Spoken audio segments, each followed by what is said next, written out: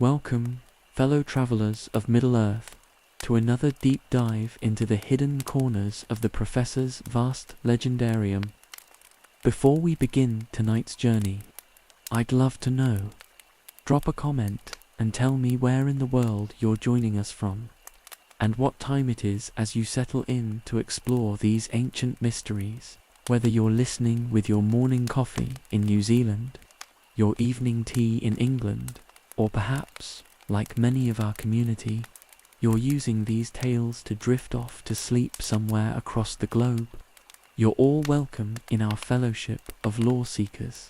Tonight, grab your pipeweed, settle into your most comfortable chair, and prepare yourself for one of the most heartbreaking revelations hidden within Tolkien's private correspondence and unpublished manuscripts. What I'm about to share with you will forever change how you see every dwarf you encounter in the Professor's works. From noble Gimli to proud Thorin, from ancient Durin to the last dwarf lords of the Fourth Age, each carries the weight of an inevitable doom. You see, while we celebrate the great victories of the dwarves, Tolkien was quietly weaving a far more tragic thread through his mythology. The reclamation of Erebor, the friendship between Gimli and Legolas that healed ancient wounds, the magnificent craftsmanship that gave us Mithril mail and the gates of Moria. All of these triumphs mask a deeper truth, hidden in letter 212, buried in the appendices most readers never fully explore, scattered through notes that Christopher Tolkien could barely bring himself to publish, lies an uncomfortable reality. The Professor had planned the complete extinction of the dwarf race. This isn't speculation born from wishful theorizing. This isn't reading too much into minor textual details. This is documented intent, carefully constructed over decades of world building, as methodical and inevitable as the slow decay of the rings of power themselves. Tolkien, with the same careful attention he brought to the rise and fall of Numenor, had mapped out the demographic, cultural, and spiritual doom of Aulë's children. The signs are everywhere once you know how to look. Why do we encounter so few dwarf women that Gimli can name only one in all of recorded history? Why do the great kingdoms fall one by one, never to rise again? Why does dragon sickness seem to strike with such devastating regularity? Why do the dwarves grow ever more isolated from the other free peoples, withdrawing into mountain halls that become tombs? The Professor understood something profound about the nature of created peoples.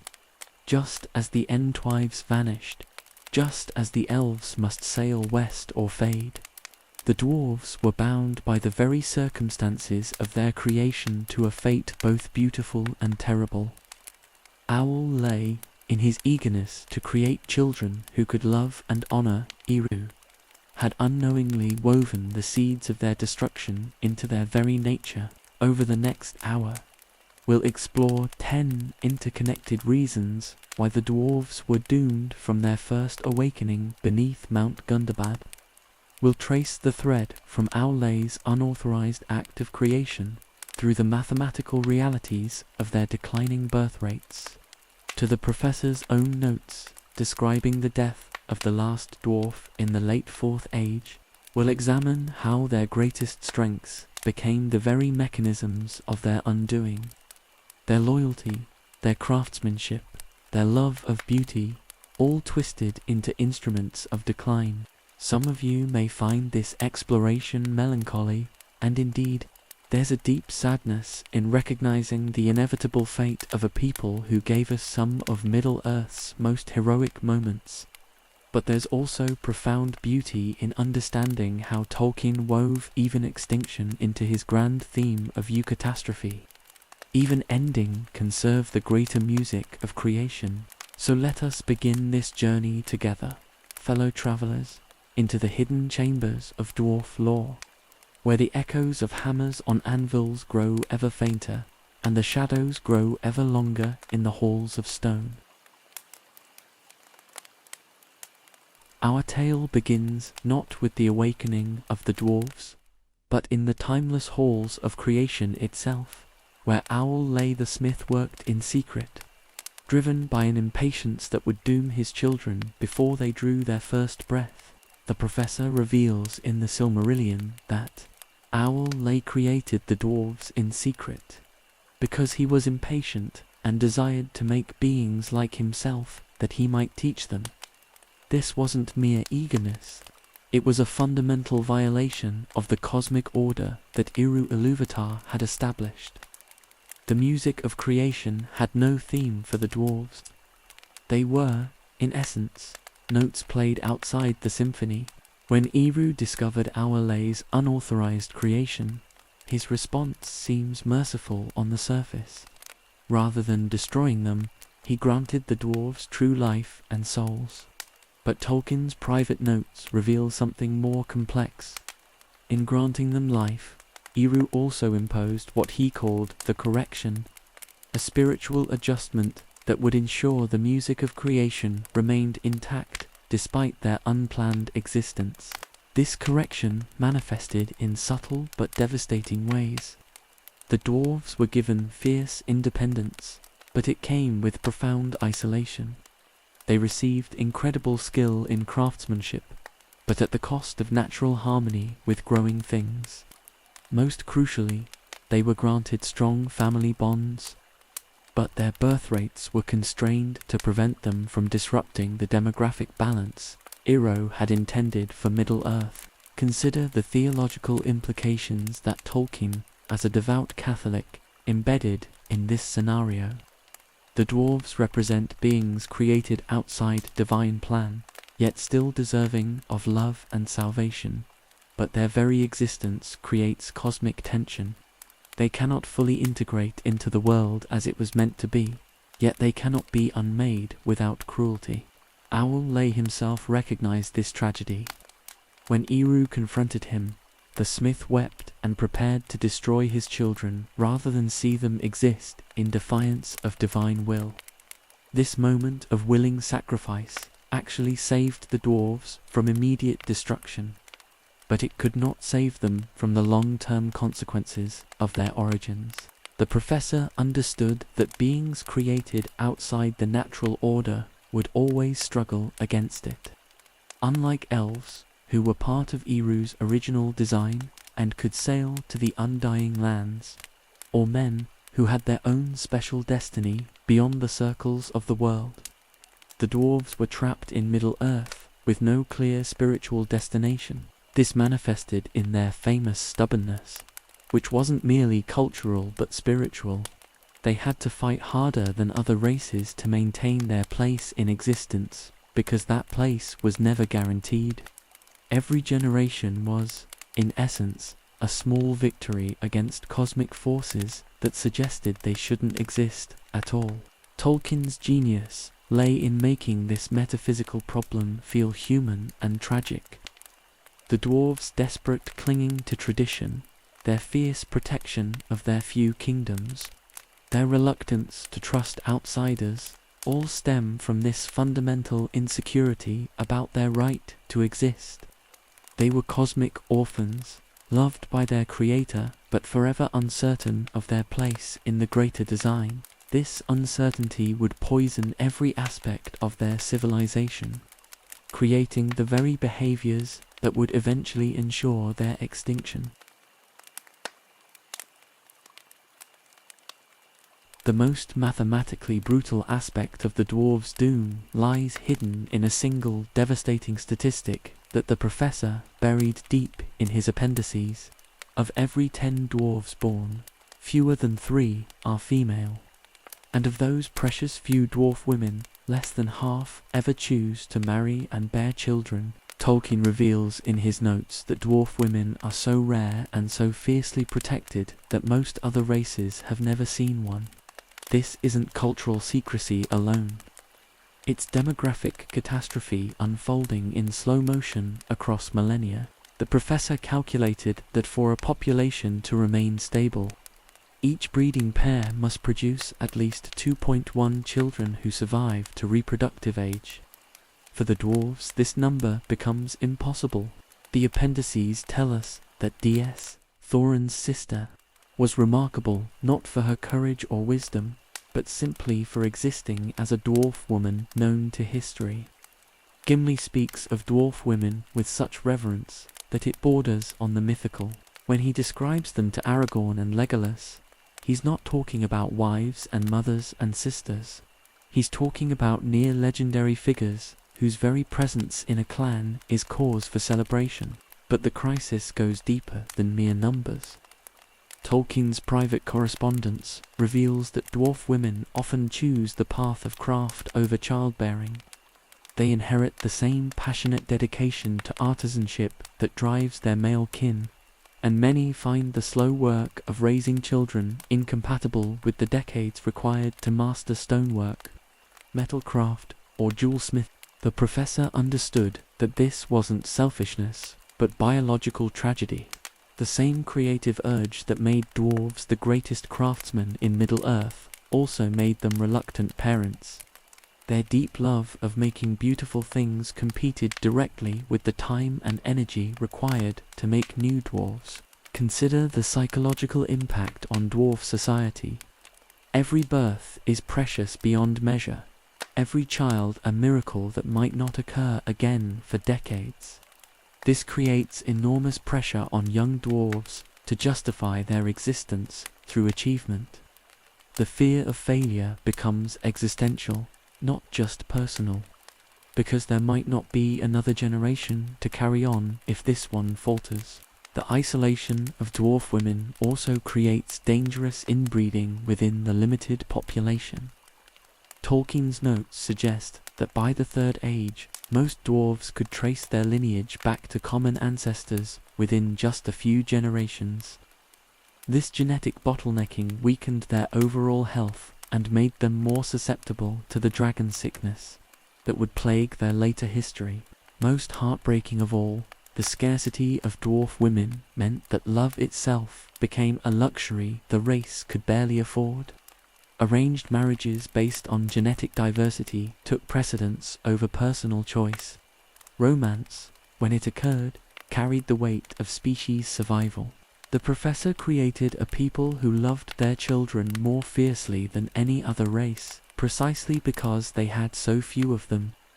Yet this fierce protectiveness often backfired, creating overprotected offspring who struggled to develop the independence necessary for survival in Middle-earth's harsh realities.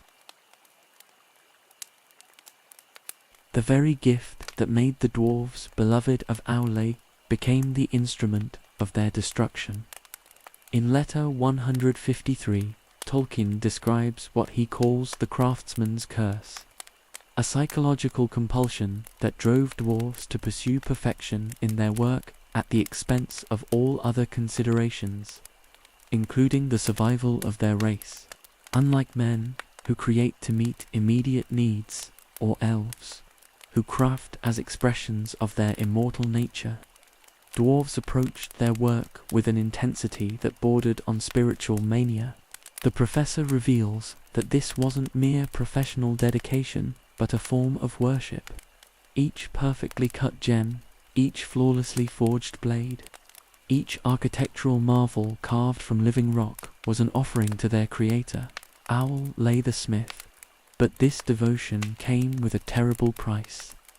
Master craftsmen would spend decades perfecting a single piece, working in isolation, forgetting to eat, sleep, or seek companionship.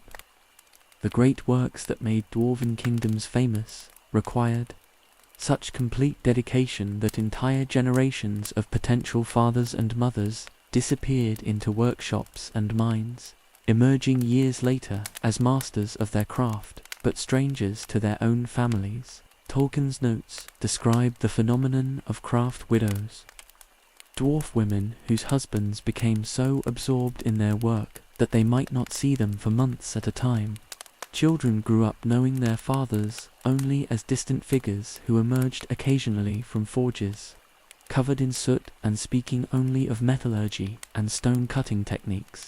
The professor understood that this obsession was built into their very nature. Aulë had created them to be perfect craftsmen, and perfection became their compulsion rather than their choice. They literally could not create inferior work without experiencing something akin to physical pain. This meant that every project expanded to fill whatever time was available, and there was always another level of refinement to pursue.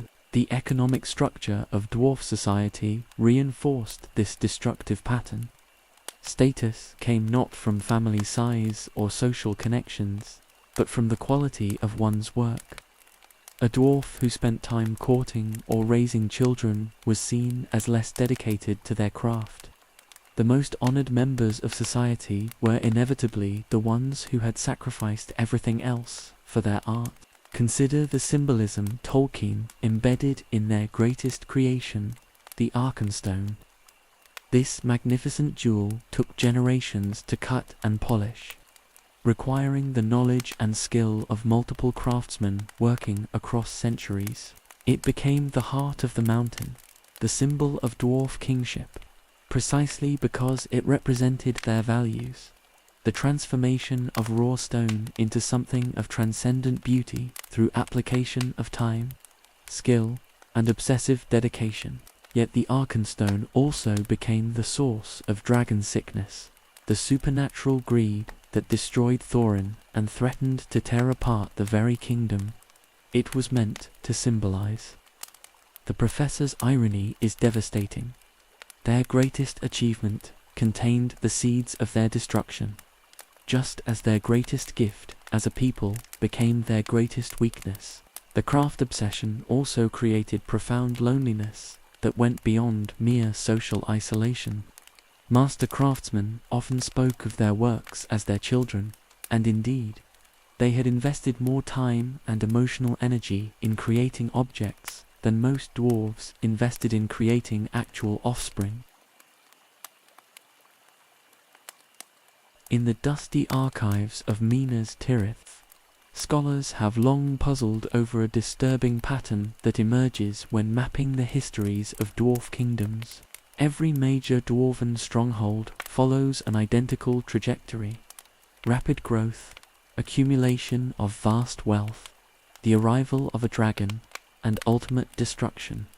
This isn't coincidence. It's a carefully orchestrated cosmic mechanism that the professor embedded in his world's natural laws. Tolkien understood that dragons weren't random monsters but instruments of balance in Middle-earth's economy. His unpublished notes describe them as wealth sinks, creatures whose very existence prevents any single group from accumulating resources that could destabilize the delicate political equilibrium he'd created across the continent. The pattern begins innocently enough. Dwarves discover a rich vein of mithril, gold, or precious gems. Their natural industriousness and skill transform raw materials into objects of incredible value. Word spreads through trading networks that a particular kingdom has achieved unprecedented prosperity. And then, with mathematical precision, a dragon arrives to claim the hoard. But here's what most scholars miss. The dragons don't create the greed that destroys dwarf kingdoms. They respond to it. The professor's letters reveal that dragon sickness isn't caused by dragon presence, but by the psychological corruption that comes from hoarding wealth beyond any practical need. The dragons are drawn to locations where this spiritual sickness has already taken root. Consider the sequence of events at Erebor. The dwarves didn't become greedy because Smaug arrived. Smaug arrived because their greed had reached a level that created what Tolkien called a resonance in the spiritual realm. The dragon could sense the corruption from hundreds of miles away, like a shark detecting blood in water. The curse operates on multiple levels. Practically, it means that dwarven success inevitably leads to dwarven destruction. Any kingdom that becomes wealthy enough to truly prosper also becomes wealthy enough to attract apocalyptic attention. This creates a ceiling on dwarf achievement that doesn't exist for other races. Psychologically, it transforms their greatest virtue into their greatest vulnerability. The same careful attention to detail that makes dwarves excellent craftsmen makes them excellent hoarders. They catalogue and categorize their treasures with the same obsessive precision they bring to their metalwork, creating vast inventories that become spiritual monuments to greed. The professor also embedded a generational component into this curse. Dragon sickness doesn't typically affect the dwarves, who earn the wealth through their labor. It strikes their children and grandchildren, those who inherit vast riches without understanding the work required to create them. This ensures that even if a kingdom survives the initial accumulation phase, it will fall to corruption within a few generations. The timing patterns are remarkably consistent across different kingdoms. Tolkien's chronologies show that dragon attacks occur approximately 200 to 300 years after the initial discovery of major wealth sources. This represents roughly 3 to 4 dwarf generations, just long enough for the original cautious miners to be replaced by complacent inheritors who mistake wealth for security. Most devastating of all, the pattern ensures that dwarven knowledge dies with each kingdom's fall. The techniques for working mithril, the secrets of creating weapons like Orcarist and Glamdring, the architectural principles behind places like Khazad-dûm, all vanish when dragons destroy the libraries and workshops where such knowledge was preserved. Perhaps the most insidious aspect of the dwarves' decline was their gradual withdrawal from the political and cultural networks that had once sustained them. Tolkien's appendices reveal that during the First Age, dwarves maintained regular diplomatic contact with elves, men, and even the occasional wizard. By the Third Age, they had become legendary for their insularity, emerging from their mountain halls only when absolutely necessary. This wasn't mere cultural preference, but a defensive response to centuries of betrayal and misunderstanding. The professor documents a pattern of failed alliances that left deep psychological scars on dwarf society.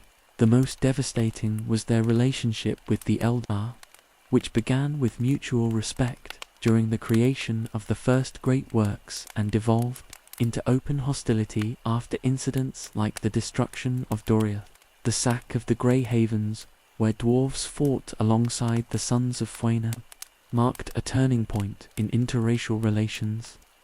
Elves began viewing dwarves as untrustworthy allies who prioritized material gain over honor. Dwarves, in turn, saw elves as arrogant and capricious, willing to abandon agreements when convenient. This mutual suspicion became embedded in both cultures' oral traditions. Tolkien's letters describe what he called the circle of distrust, where each failed alliance made future cooperation less likely.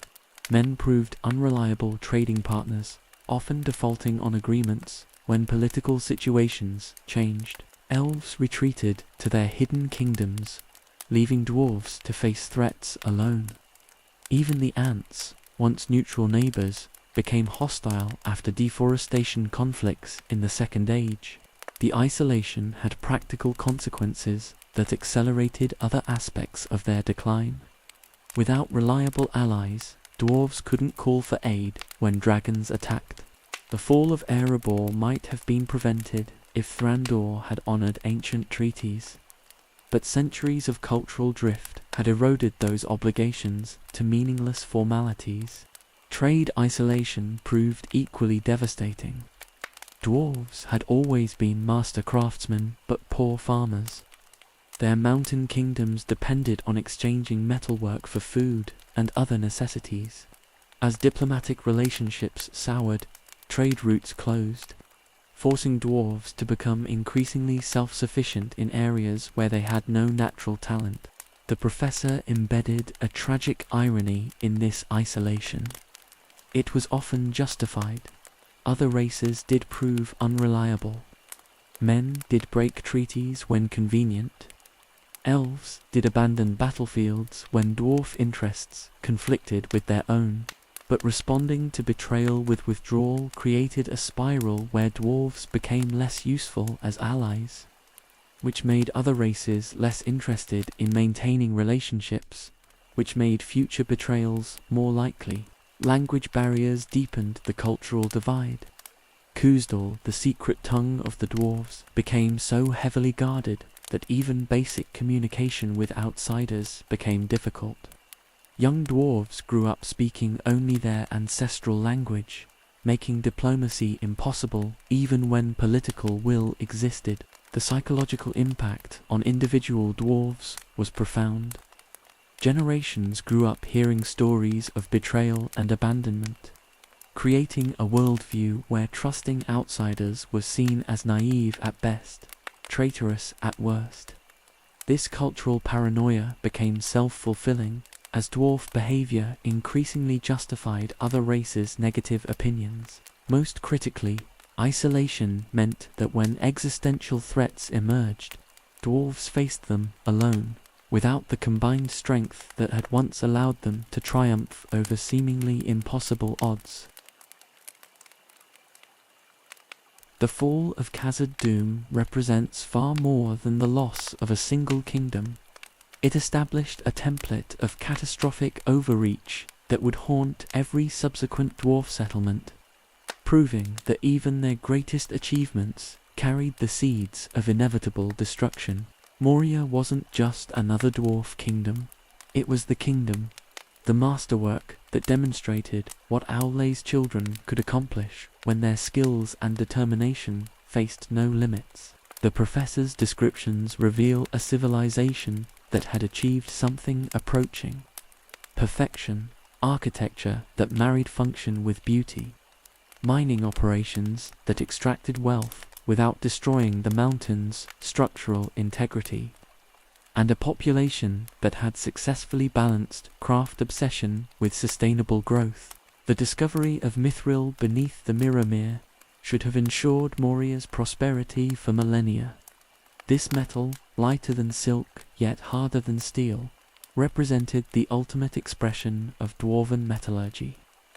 Tolkien's notes indicate that mithril working techniques were so advanced that even the Noldor sought dwarf expertise when crafting their greatest treasures, but success bred fatal ambition. The lure of mithril drove the dwarves to dig deeper than wisdom suggested, following veins into regions of the earth that had been sealed since the world's making. The professor embedded profound symbolism in this descent. The dwarves' greatest strength, their determination to pursue their craft regardless of obstacles, became the mechanism of their destruction. When they awakened the Balrog in the deep places, they didn't just release an ancient evil, they shattered the psychological foundation upon which all dwarf kingdoms rested. For the first time in their history, dwarven skill and courage had proven insufficient. Their greatest stronghold, their most advanced civilization, their most perfectly ordered society had fallen not to external enemies, but to consequences of their own actions. The trauma rippled through every remaining dwarf community. If Moria could fall, if mithril and mastery and millennia of careful construction could be swept away by a single mistake, then nowhere was truly safe. The professor documents how this realization transformed dwarf psychology from confident expansionism to defensive conservatism. Subsequent kingdoms deliberately limited their mining operations, leaving potentially valuable deposits unexplored rather than risk awakening similar threats. This self-imposed restraint guaranteed that no future dwarf settlement would match Moria's prosperity, creating a ceiling on achievement that hadn't existed before. The loss of mithril had cascading economic effects throughout Middle-earth. Dwarven trade relationships, already strained by cultural isolation, collapsed when they could no longer provide the one material that made their difficult personalities worth tolerating. Other races began viewing dwarves as diminished people who had lost their primary value as trading partners. Most psychologically devastating was the realization that ancient evils lay beneath many mountains where dwarves had built their homes. The Balrog's awakening revealed that their beloved underground realms were not sanctuaries but potential tombs, that every mining operation carried existential risk. The Moria precedent established that dwarf kingdoms were temporary by nature, that their very success would eventually trigger their destruction through overreach, greed, or simple misfortune. This knowledge poisoned every subsequent achievement with the certainty that it too would eventually fall. The 7 rings of the Dwarf Lords represent perhaps the cruelest irony in Tolkien's entire legendarium, designed as gifts to preserve and enhance dwarf civilization. They became instruments of its acceleration toward extinction, amplifying every destructive tendency that already plagued our children. The professor reveals in his letters that the 7 were crafted with the specific intention of appealing to dwarf psychology. Unlike the 9, which offered power over others, or the 3, which preserved beauty and wisdom, the 7 promised mastery over the earth itself. They enhanced their bearers' natural abilities to find precious metals, to see the potential in raw stone, to craft objects of unprecedented beauty and durability. Initially, the rings seemed to fulfill their promise. The dwarf lords who received them founded kingdoms of extraordinary wealth and magnificence. Their enhanced perception allowed them to locate the richest veins of gold and mithril. Their improved skill created treasures that surpassed even ancient Noldorin craftsmanship, and their amplified endurance let them work for days without rest, accomplishing decades of normal labor in single years. But Tolkien understood that amplifying existing traits doesn't eliminate underlying problems. The rings made good dwarves better craftsmen, but they also made greedy dwarves more avaricious, proud dwarves more arrogant, and isolated dwarves more paranoid. The same psychological flaws that would have eventually destroyed dwarf kingdoms slowly instead consumed them with supernatural speed. The professor embedded a particularly subtle form of corruption in the 7. Unlike Sauron's more obvious rings, which dominated their bearers' wills directly, the dwarf rings worked by convincing their users that their enhanced abilities were natural improvements rather than magical assistance. This made the corruption nearly undetectable until it was too late to reverse. Ring-bearing dwarf lords began making decisions that seemed rational but were actually driven by supernatural greed. They initiated mining projects that exceeded safe parameters, accumulated wealth beyond any practical need, and isolated themselves from advisors who might question their judgment.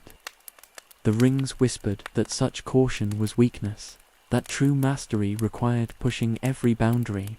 The most insidious aspect was how the rings affected the ring-bearers' relationships with their own people. Enhanced abilities created a growing gap between the supernatural capabilities of the lords and the natural limitations of their subjects. Ring-bearers began viewing unenhanced dwarves as inferior, developing contempt for those who couldn't match their artificially amplified achievements. This psychological distance destroyed the traditional dwarf social structure, which had always been based on mutual respect between masters and apprentices. When ring-bearing lords could accomplish more in days than their best craftsmen could achieve in years, the ancient system of knowledge transfer broke down. Why spend decades training apprentices when a ring-bearer could complete any project alone? The 7 also accelerated the timeline of every destructive pattern already affecting dwarf civilization. Kingdoms that might have taken centuries to accumulate enough wealth to attract dragons accomplished this in decades. The normal restraints of dwarf conservatism developed over millennia of careful resource management, crumbled under supernatural confidence that every risk was manageable.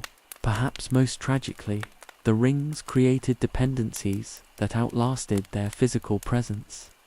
When dragons destroyed the kingdoms and claimed the Seven, the surviving dwarves found themselves psychologically crippled, unable to achieve even normal levels of craftsmanship without magical enhancement. Entire generations grew up hearing stories of impossible achievements that their natural abilities could never hope to match. The most heartbreaking aspect of the dwarves' decline wasn't what was taken from them by external forces, but what they allowed to slip away through their own neglect. Tolkien's unpublished manuscripts reveal that by the Third Age, most dwarves had forgotten not just the practical techniques of their ancestors, but the very spiritual foundations that gave their existence meaning. The professor documented this cultural amnesia in devastating detail. Ancient dwarven prayers to Aulë, once recited daily in every workshop and mine, had been reduced to half-remembered fragments. The sacred rituals that accompanied the lighting of forges, the blessing of new tools, and the consecration of building sites became empty formalities performed without understanding of their original significance. Most critically, the dwarves began losing their connection to the concept that had driven their creation. Service to Eru Ilúvatar through excellence in craft.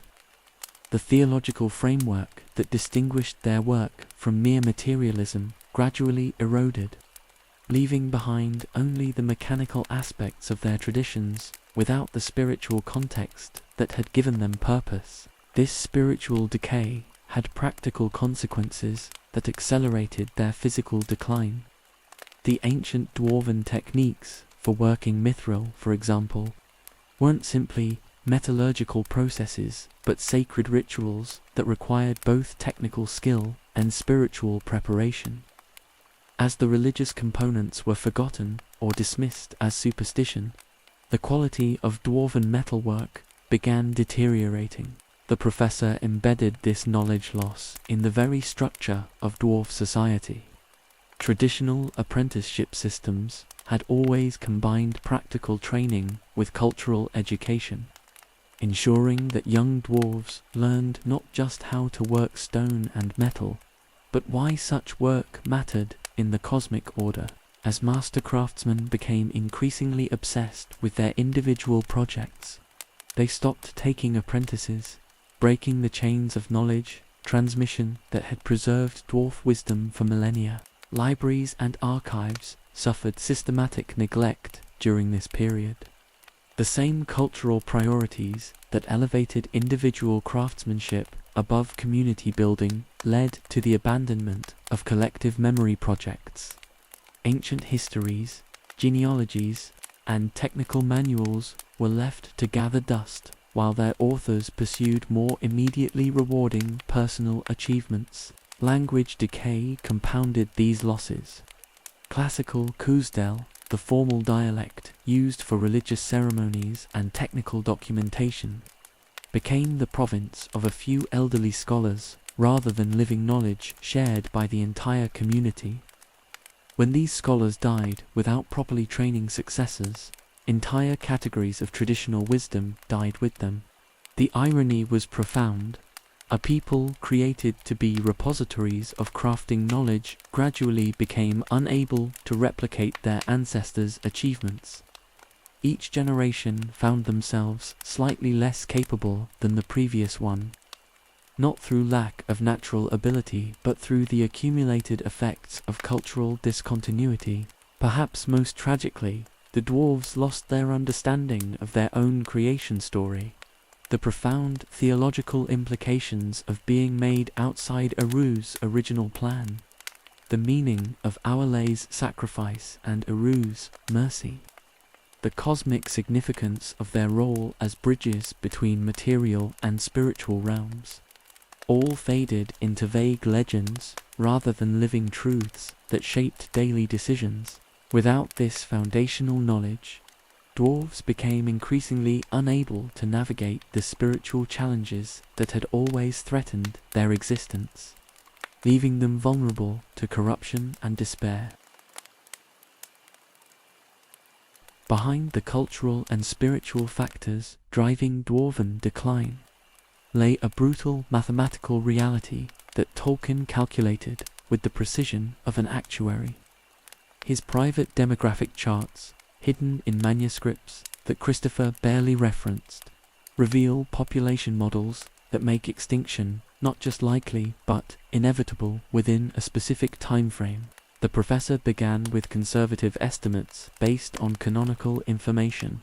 If dwarves lived approximately 250 years and reached reproductive maturity around age 40, each generation spanned roughly 60 to 70 years, with only 30% of births being female and less than half of those choosing to reproduce. The effective breeding population of any dwarf settlement never exceeded 15% of the total. But the mathematics became truly devastating when Tolkien factored in what he called catastrophic loss events. Dragon attacks, mining accidents, wars, and other disasters didn't just kill individuals.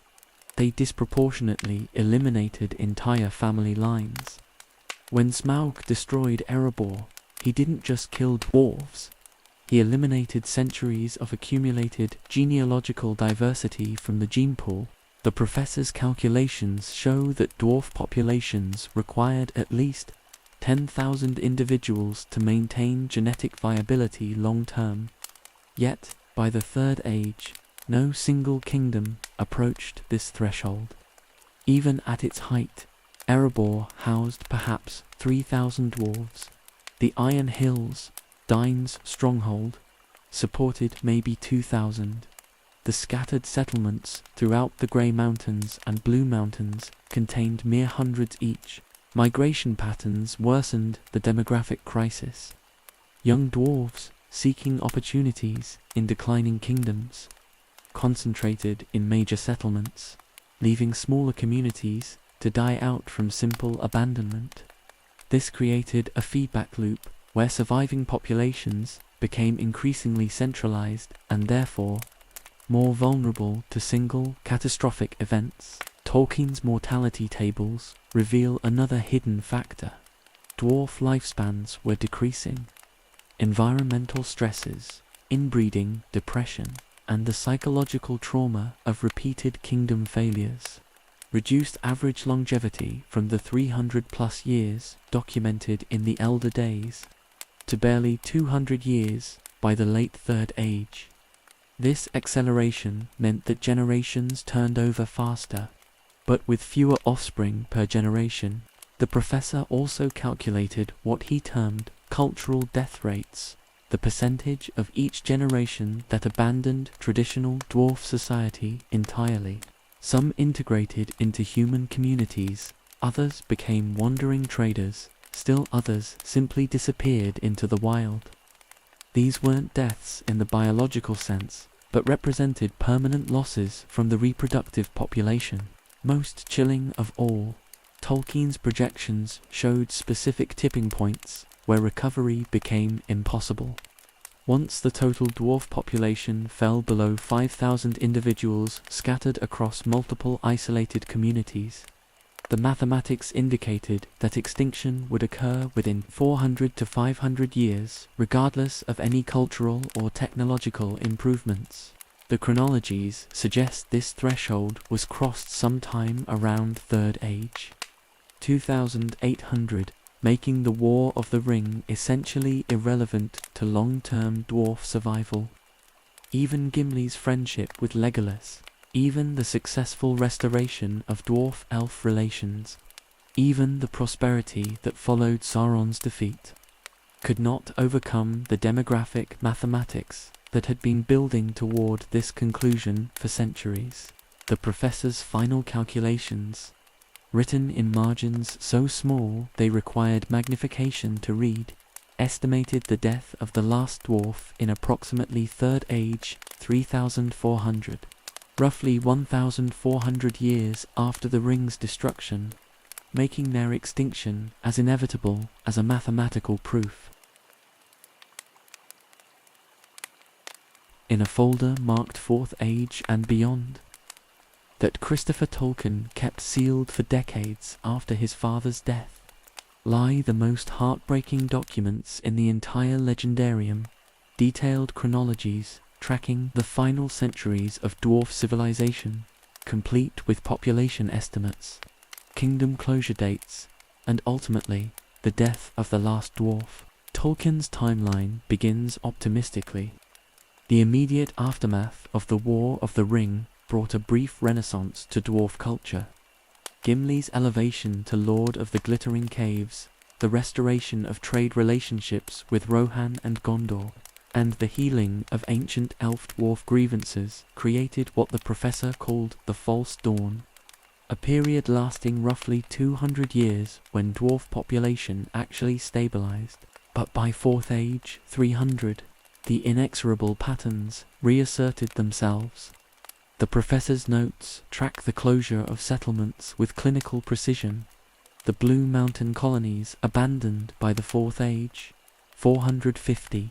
The last Grey Mountain outpost emptied by 4th Age 520. Even the prosperous Glittering Caves reduced to a handful of elderly craftsmen by 4th Age 600. The consolidation accelerated as viable communities shrank below sustainable thresholds.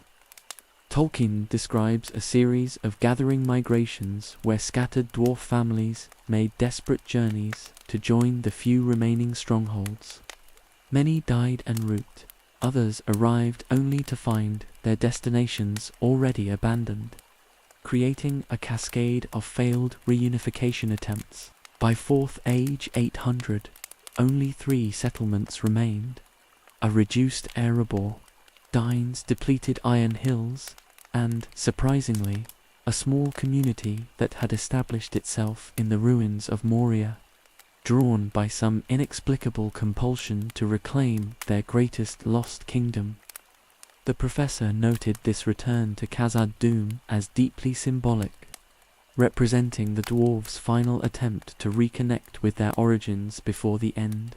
The Iron Hills fell first, around 4th Age 950, when the last 12 residents departed for Erebor rather than face another winter alone. Moria lasted until 4th Age 1100, its final inhabitants succumbing not to external threats, but to a plague that swept through their weakened population with devastating efficiency. Erebor, reduced to fewer than 200 dwarves by 4th Age 1200, became a repository for refugees from every failed settlement. The professor's descriptions of this final community are profoundly melancholy. Elderly craftsmen desperately training the few young dwarves in skills their ancestors had mastered effortlessly. Vast halls echoing with the footsteps of the last guardians, treasure hoards that had lost all meaning when there was no one left to appreciate their beauty. The final entry in Tolkien's timeline is stark in its simplicity. 4th Age 1419, death of Nolli, son of Dain VII, last of the Khazad. The halls of stone fall silent. Nolli died alone in the throne room of Erebor, having spent his final years as both king and servant, maintaining traditions no one else remembered in a kingdom populated by ghosts. The professor noted that Nolli's death completed a circle that had begun with Aulë's unauthorized creation. The dwarves returned to the silence from which they had emerged, their magnificent works destined to crumble until only legends remained. And so we reach the end of our journey through the shadows of Khazad-dûm and the fading echoes of dwarf song in the halls of stone. What emerges from this exploration is not merely a tale of demographic decline or cultural failure, but something far more profound: Tolkien's meditation on the nature of mortality, meaning, and the tragic beauty of impermanence. The professor understood that the dwarves' doom was not punishment for their flaws, but the inevitable consequence of their very nature. They were created to be perfect craftsmen, to love beauty and create wonders that would endure beyond their makers. Yet, in pursuing this perfection, they sacrificed the very thing that might have saved them, the messy, imperfect, gloriously chaotic business of simply living and loving and raising families. Each factor we've explored tonight interconnects with all the others, creating a web of causation so complex that no single intervention could have saved them. Their spiritual origins as unauthorized creations, their biological limitations, their psychological obsessions, their cultural isolation, their mathematical impossibilities, all wove together into a fate that was both inevitable and strangely beautiful. Perhaps this is why the professor could write about their extinction with such tender melancholy rather than mere tragedy. The dwarves achieved something remarkable in their brief time in Middle-earth. They created works of beauty that outlasted their creators, forged friendships that healed ancient wounds, and demonstrated that even doomed peoples could face their fate with dignity and courage. In the end, Tolkien's dwarves represent something universal about the human condition. We are all temporary beings, creating temporary things, finding meaning not in permanence, but in the quality of our striving. Their halls may have fallen silent, their forges grown cold, their songs forgotten. But for a brief moment in the music of creation, they made the world more beautiful. As you drift off to sleep tonight, fellow travelers, perhaps you'll dream of torch-lit halls where hammers still ring on anvils, where the sound of dwarven laughter echoes through corridors of stone, where the greatest craftsmen in the history of Middle-earth continue their work in realms beyond the circles of the world. The dwarves are gone, but their legacy endures in every act of creation, every moment of craftsmanship, every time we choose to make something beautiful simply because beauty deserves to exist. Sleep well, and may your dreams be filled with the light of stars reflecting off the mithril.